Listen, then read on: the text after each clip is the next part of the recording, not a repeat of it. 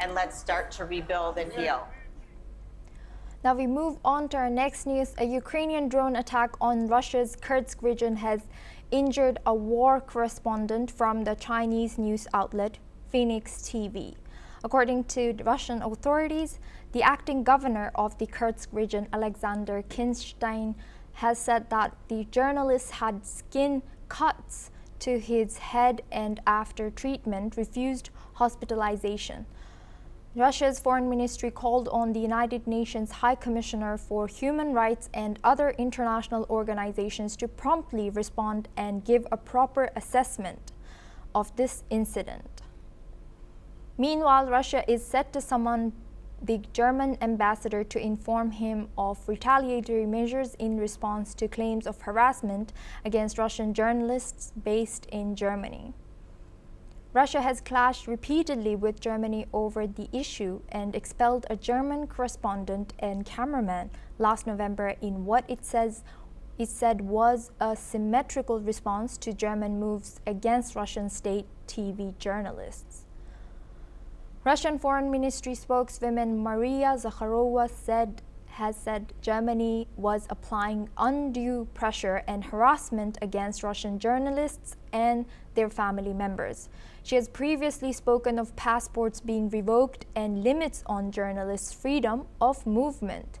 Here's what she has said on this issue. То, что сейчас творится в Германии властями этой страны в отношении российских журналистов и средств массовой информации, это уже запредельный цинизм и нарушение всех взятых на себя обязательств. Власти Германии не прекращают практику систематических притеснений аккредитованных в этой стране российских журналистов. Различные формы административного давления, травля,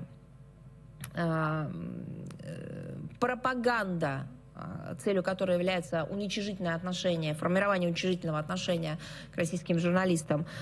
Все это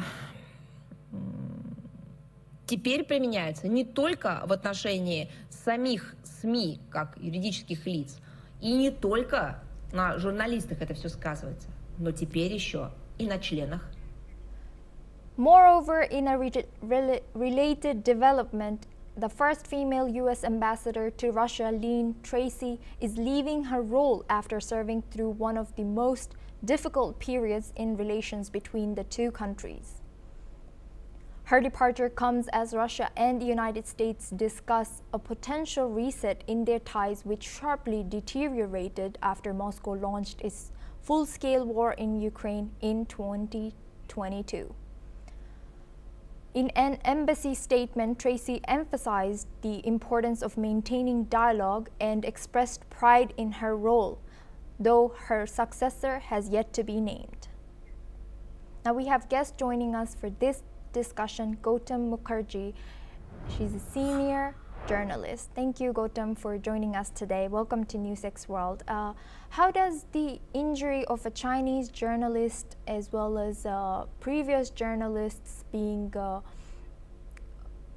complaining about the situation in Russia's Kursk region shape global perception of press safety in war zones? Well, there is always a risk of injury if you are covering the news in a war zone. And this time, very unusually, because normally you don't hear of Chinese reporters or Chinese teams being injured, but it has happened. Luckily, nothing much. It didn't call for hospitalization. It's cuts and bruises. That has, not been too bad. It could have been much worse. And is Russia using this incident to politically leverage its relationship with China while blaming Ukraine? Or is it a genuine concern about journalists' security, according to you? Well, I think China is supporting Russia, and to that extent, a Chinese journalist being injured even slightly is of concern to Russia. As far as Ukraine is concerned, it is, probably guilty of attacking or either accidentally or on purpose non-combatants. Attacking journalists is not part of war, and the fact that they have done this either intentionally or inadvertently is a point of discussion, certainly. And building on that, now why is Russia summoning the German ambassador at this point in time? And does this represent a genuine grievance or a maybe geopolitical counter move? Well, I think that is coincidentally happening, but if Russian journalists are being harassed in Germany, it is certainly something for Russia to take up. Everybody in the journalistic community is not a combatant and cannot be roughed up or treated badly in any country. You can expel them, but if you have them there, you have to treat them fairly. And Gautam, looking at a bigger picture here, to what extent does this exchange regarding journalists' treatment signal a wider diplomatic tilt between Russia and Western nations now? Well, the longer this war drags on, the more such friction is happening outside of Ukraine amongst the European countries that are supporting Ukraine and Russia.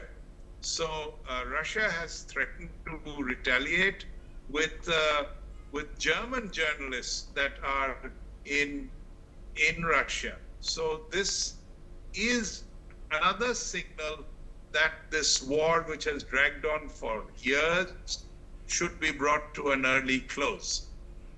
Thank you very much, Gautam Mukherjee, for joining us today as a senior journalist and sharing your expertise.